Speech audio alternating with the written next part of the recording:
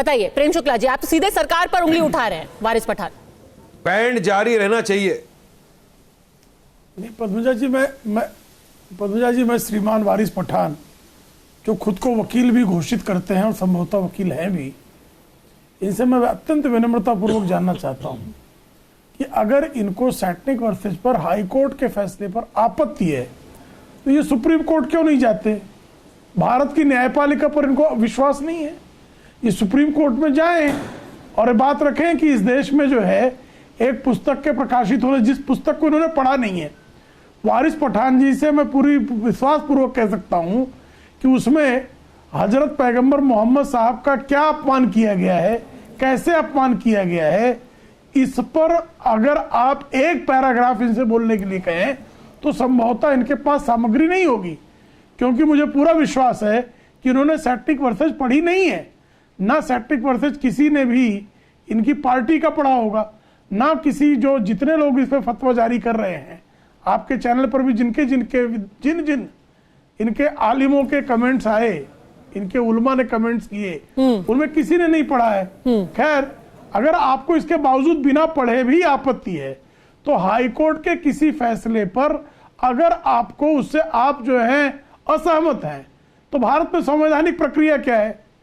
संवैधानिक प्रक्रिया है कि आप ऊपरी अदालत में उसमें अपील में जाएंगे, तो आप अपील में जाइए ना, कौन रोक रहा है? आप उठते बैठते संविधान की दुहाई देते हो, राजनीति क्यों कर रहे हैं? कोर्ट में जाइए, सुप्रीम कोर्ट चले जाइए, रोक लगवा दीजिए। सरकार क्यों बैन लगवाए? आप बैन लगवाइए कोर्ट से। प्रेम शुक्ला साहब ने कहा, अरे बिल्कुल सही बात है। प्रेम शुक्ला साहब मेरे मित्र, उन्होंने अच्छी बात कही कि वारिस पठान साहब, इस बुक के खिलाफ अगर आपको लगता है कि ऑर्डर दिल्ली हाईकोर्ट ने किया है तो अपील में जाइए। बिल्कुल अपील में भी जा रहे हैं, लेकिन पेंडिंग अपील में जाने के पहला ही दिल्ली के बुक स्टोर ने उसको बेचना शुरू कर दिया। तो यह सरकार की फेलियर नहीं है क्या? जब आपको पता है कि नोटिफिकेशन है अक्टूबर 5, 1988 का, जब किताब के ऊपर बैंड लगा हुआ था, क्योंकि उस वक्त के तमाम स्कॉलर्स, तमाम लोगों को यह पता था उसमें क्या लिखा हुआ है। तो बैंड का ऐसा ही लगा दिया, बिना किसी ने पढ़े लिखे बैंड लगा दिया क्या? क्योंकि उसमें आपत्तिजनक टिप्पणियां हमारे हुजूर मोहम्मद मुस्तफा सल्लल्लाहु अलैहि वसल्लम के शान में की गई थी। कुछ कार्टून ऐसे बनाए गए थे उसके अंदर, जिसका पूरा विश्लेषक हम पढ़ेंगे क्यों ऐसी चीज? हम होली कुरान पढ़ेंगे इंशाल्लाह, जिसके अंदर हमको अच्छी तरबियत मिले। ऐसी चीज को देखा कि आपको पता है कि एक पिक्चर गंदी है तो आप उस पिक्चर को देखने नहीं जाएंगे, आप सरकार को बोलेंगे बैंड करो, ऐसी पिक्चर हम नहीं देखना चाहते, बिना देखे हम उसको बैंड लगवाएंगे ना उसके ऊपर।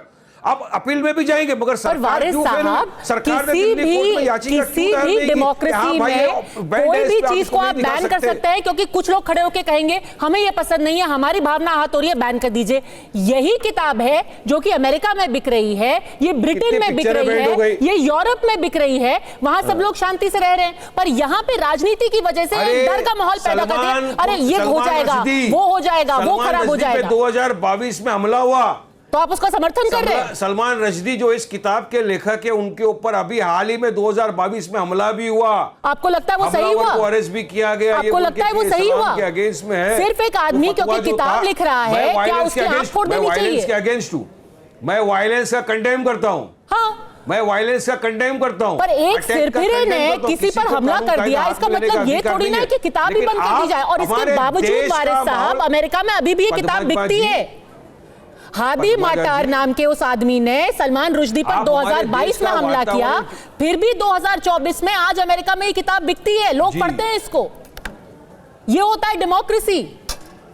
अरे अमेरिका में तो बहुत कुछ बिक रहा है, अमेरिका में बहुत कुछ बिक रहा है। मैं मेरे भारत देश की बात कर रहा हूं, मैं मेरे भारत का वातावरण खराब करने की नहीं बात कर रहा हूं। मैं मेरे भारत के वातावरण के नहीं खराब हो इसलिए बोल रहा हूं।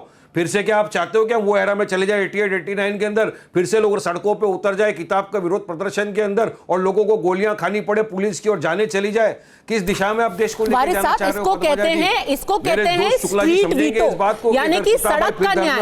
ये तो फिर किसी भी चीज को, या तो आप शाहबानो वाला जजमेंट कह ले, या फिर आप सैटेनिक वर्सेस कह ले, या फिर आप किसी भी चीज को, या फिर आप तस्लीमा नसरीन की किताब लज्जा कह ले। उसको 4 लोग खड़े होकर के कह देंगे ये बैन कर दो, कल को कोई कह देगा कि एमआईएम को बैन कर दो, तो क्या बैन हो जाएगा? देश कैसे चलेगा सर? कोई अपना कह देगा मैं इससे हाथ हो गया, मैं उससे हाथ हो गया। देश ने बैन किया था, कोई हाथ ही हो जाएगा। 1988 में नोटिफिकेशन निकाल के इसके इंपोर्ट पे बैन लगाया गया था, देश ने ही किया था। वारिस पठान देश के प्रधानमंत्री होम मिनिस्टर नहीं थे 88-89 के दौर में। बिल्कुल सही बात देश के पर एक और शख्स जो कि उसी पार्टी के फिर होम मिनिस्टर थे, उन्होंने 2015 में क्या कहा वारिस साहब, और वो भी आप ही की तरह एक बहुत वरिष्ठ वकील हैं, वो मैं आपको सुनाना चाहती हूं। सुनते हैं कि पी चिदम्बरम ने 2015 में इस बैन के बारे में क्या कहा था। I have no hesitation in saying that the ban of Salman Rushdie's book was wrong. I have no hesitation in saying that the ban of Salman Rushdie's book was wrong. बताइए वारिस साहब, एक वरिष्ठ वकील जो कि खुद गृह मंत्री रहे हैं, कह रहे हैं जो किया गया था वो गलत था और मुझे कोई संकोच नहीं है। तो उनको बोल देना चाहिए कि राजीव गांधी ने बहुत सारे फैसले गलत लिए।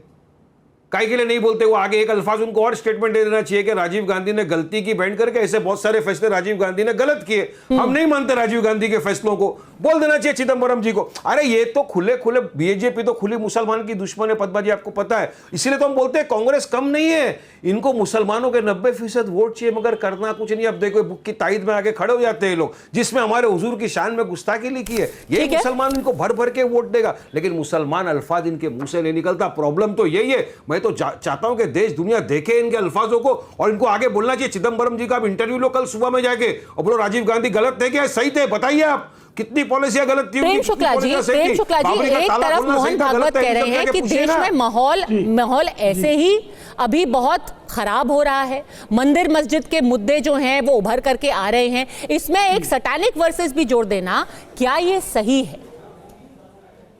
अदालत ने भले से ही फैसला दिया हो, पर क्या सरकार के लिए की नजर से, लॉ एंड ऑर्डर के नजरिए से सही है क्या?